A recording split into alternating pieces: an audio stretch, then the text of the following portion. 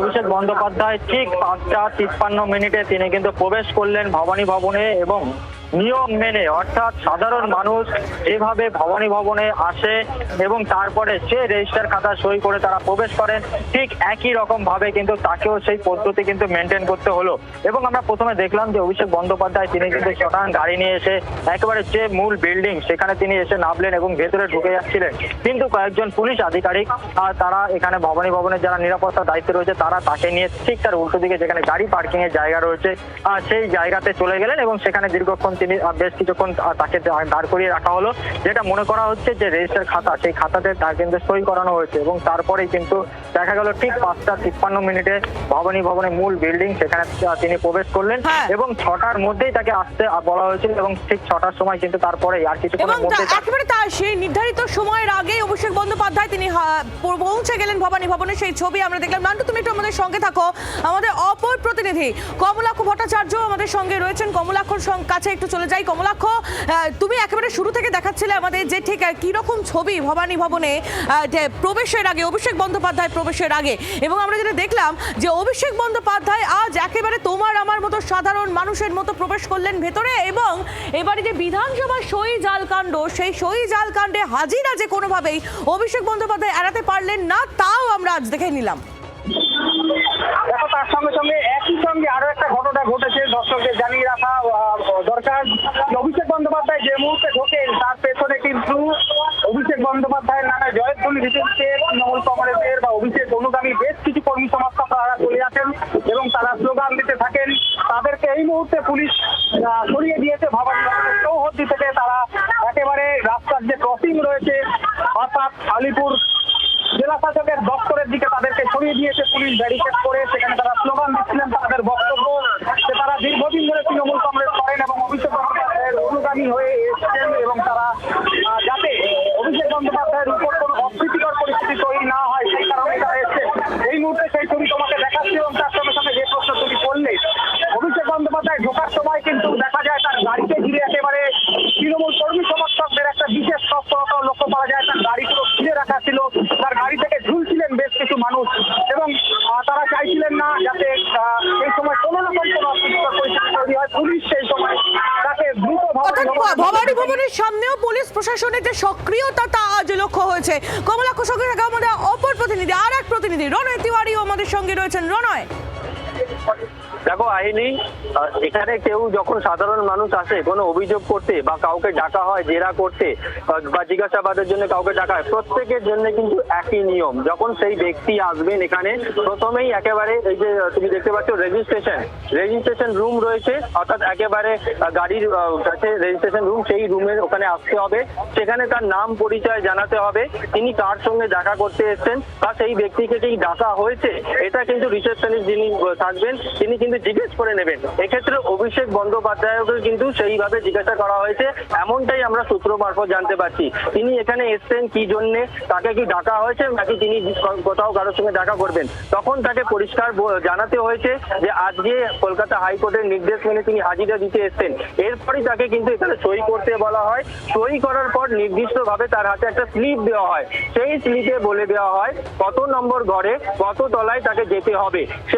এরপর যখন তিনি সেই তলায় বা সেই ঘরে যখন যাবেন সেখানেও তাকে অপেক্ষা করতে হবে। সেই ঘরের সামনে যে সিকিউরিটি রক্ষীরা থাকবে বা দেহরক্ষীরা বা নিরাপত্তা রক্ষীরা থাকবে তাদের কাছে যেতে হবে, তাদের কাছে জানাতে হবে যে তিনি এসছেন এখানে হাজিরা দিতে। সেই স্লিপ চলে যাবে অর্থাৎ সেখানে যিনি তদন্তকারী অফিসার তাদের কাছে চলে যাবে। তারপর সেখান থেকে যতক্ষণ না নির্দেশ আসছে অভিষেক বন্দ্যোপাধ্যায়কে একটা ঘরের মধ্যে কিন্তু বসে থাকতে হবে যতক্ষণ না নিরাপত্তা রক্ষীরা ডাকছেন। এরপর নিরাপত্তা রক্ষীরা যখন তাকে নির্দিষ্ট ঘরে ডাকবে তারপর সেখানে তাকে আসতে হবে, তারপর কিন্তু জেরা শুরু হবে। এটাই কিন্তু নিয়ম।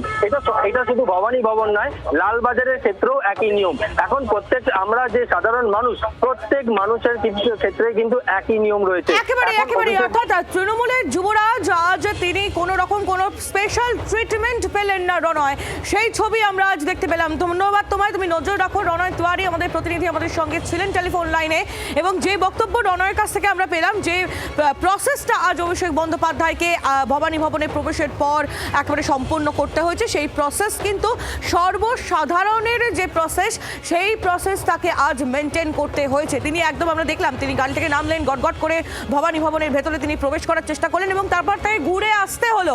ঘুরে তিনি বাইরে এলেন, বাইরে এসে যেখানে নাম পরিচয় লেখার যে জায়গা, সেই জায়গায় তিনি রেজিস্ট্রেশনের যে খাতা, সেই খাতায় তিনি নাম পরিচয় লিপিবদ্ধ করলেন এবং তারপর তাকে নিয়ে যাওয়া হলো ভবানী ভবনের ভেতরে এবং তারপরে যা প্রসেস রণয় আপনাদের জানালো। এবার সরাসরি নান্টুর কাছে চলে যাই। ভবানী ভবন থেকেই আমাদের প্রতিনিধি আমাদের সঙ্গে রয়েছেন একেবারে সরাসরি।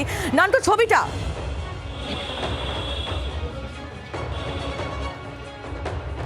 দেখো, ইতিমধ্যেই অভিষেক বন্দ্যোপাধ্যায় তিনি কিন্তু প্রবেশ করেছেন ভবানী ভবনে এবং আর কিছুক্ষণের মধ্যেই যে বিধানসভা সহিজাল কাণ্ড, সেই কাণ্ডে তাকে কিন্তু জিজ্ঞাসাবাদ শুরু হবে এবং হাইকোর্টের নির্দেশে তিনি কিন্তু আজকে এলেন। কিন্তু দেখা গেল যে এর আগে একাধিকবার অভিষেক বন্দ্যোপাধ্যায়ের বাড়িতে গিয়ে নোটিশ দেওয়া হয়েছিল আসার জন্য, কিন্তু তিনি অসুস্থতার কারণ দেখিয়ে আসেনি এবং অবশেষে তিনি হাইকোর্টে গেছিলেন।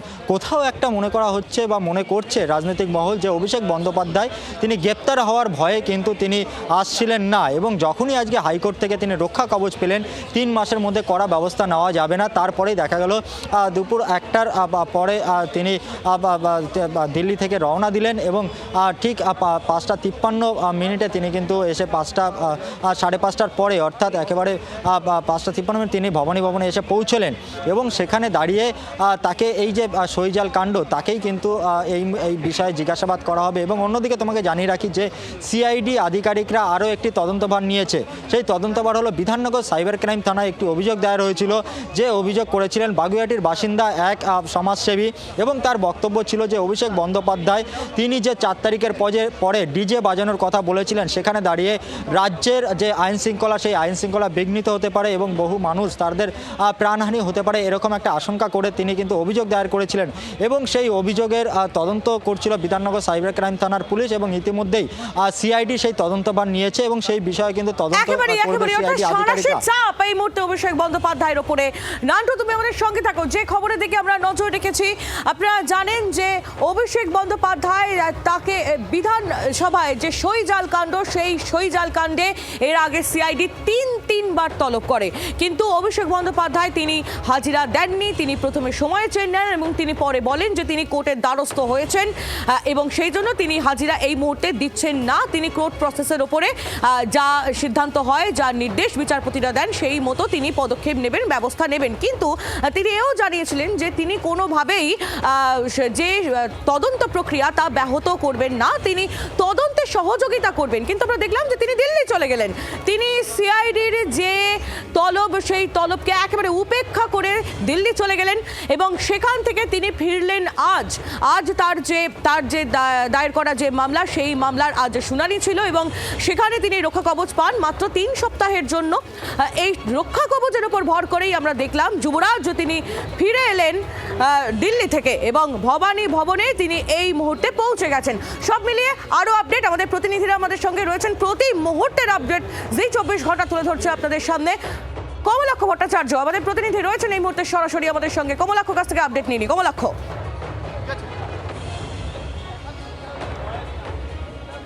দেখো, বাংলার তথাকথিত যুবরাজ এই মুহূর্তে সিআইডির তত্ত্বাবধানে রয়েছেন। তাকে সিআইডি জিজ্ঞাসাবাদ শুরু করবে তার আগে ঠিক যেভাবে আম নাগরিকরা তারা ভবানী ভবনে ঢুকতে গেলে যেভাবে রেজিস্টার মেনটেন করে ঢুকতে হয়, ঠিক সেই রকমভাবেই অভিষেক বন্দ্যোপাধ্যায় আজকে ভবানী ভবনে তাকে সেইভাবে প্রবেশ করতে হয়। যদিও এই ছবি কিন্তু অতীতে ভাবা যেত না। আরও একবার দেখাবো এই মুহূর্তে ভবানী ভবনের সেই মেন গেট, সেই মেন গেটের সামনে এই মুহূর্তে রয়েছেন পুলিশ কর্মীরা, রয়েছে সেন্ট্রাল ফোর্স, তারা কার্যত পাহারা দিচ্ছেন এবং অভিষেক বন্দ্যোপাধ্যায় ঢোকার সময় কিন্তু তিনি সরাসরি তার গাড়িকে ভেতরে ঢুকিয়ে নিয়ে যাওয়া হয়। তার কারণ তার গাড়ি ঘিরে ছিলেন তৃণমূল কংগ্রেসের কর্মী সমর্থক বা অভিষেক বন্দ্যোপাধ্যায়ের অনুগামীরা, যাতে কোনো রকম অপ্রীতিকর পরিস্থিতি না হয়। তার কারণ সাম্প্রতিক অতীতে যে ঘটনা অভিষেক বন্দ্যোপাধ্যায়ের সঙ্গে ঘটেছে তার পুনরাবৃত্তি যাতে না হয়, সেই কারণে প্রচুর অভিষেক বন্দ্যোপাধ্যায়ের অনুগামী বেশ কয়েকজন কিন্তু তারা এই ভবানী ভবনে হাজির হয়েছিলেন এবং তারা স্লোগান দিতে থাকেন এবং তাদেরকে সেই সময় পুলিশ সরিয়ে দেয় এবং যথেষ্ট দূরত্বে, প্রায় 200 মিটার দূরত্বে তাদেরকে এই মুহূর্তে পুলিশ ভবানী ভবনের চৌহদ্দি থেকে সরিয়ে দিয়েছে। সেই কারণে তাদের মধ্যেও একটা ক্ষোভ এবং পুলিশের বিরুদ্ধে তাদের বক্তব্য আমরা শুনেছি। তবে এই মুহূর্তে আমরা যে ছবি দেখতে পাচ্ছি, যে সময় অভিষেক বন্দ্যোপাধ্যায় প্রবেশ করেন তার গাড়ির সমস্ত কাঁচ তোলা ছিল এবং সমস্ত কাচের বাইরে দিয়ে তৃণমূল কংগ্রেসের কর্মী সমর্থকরা কাজগুলি ঢেকে নিয়ে তারা যাওয়ার চেষ্টা করছিলেন যাতে কোনো রকম অপ্রীতিকর পরিস্থিতি তৈরি না হয়। ঠিক এই গেট দিয়ে পুলিশ তাকে কার্যত ঘিরে ধরে কিন্তু সেই গাড়িটি ঢোকাতে বাধ্য হয়, তার কারণ সংবাদ মাধ্যমের প্রচুর কর্মীরা ছিলেন। সেই সময় হুলস্থুল পড়ে গিয়েছিল এবং তিনি ঢোকার পরে কিন্তু মেন গেট দিয়ে ভেতরে ঢোকার পরে সিআইডি যে নিজস্ব দপ্তর রয়েছে ভবানী ভবনে, সেই দপ্তরে সরাসরি তিনি প্রবেশ করতে পারেননি। তার আগে তাকে যে রিসেপশন রয়েছে সেই রিসেপশন বাইরে গ্রাউন্ড ফ্লোরে যে রিসেপশন রয়েছে সেখানে বেশ কিছুক্ষণ অপেক্ষা করতে হয় এবং তাকে রেজিস্টার মেনটেন করতে হয়। তারপরে কিন্তু তিনি ভেতরে ঢোকার সুযোগ পান। 5:52 তিনি কিন্তু এই ভবানী ভবনে আসেন। তার আগে তিনি বাড়ি থেকে রওনা দেন এবং তার আগে বিমানবন্দর থেকে সরাসরি তিনি বাড়িতে যান। বাংলার আওয়াজ, বাঙালির আবেগ, জি 24 ঘন্টা।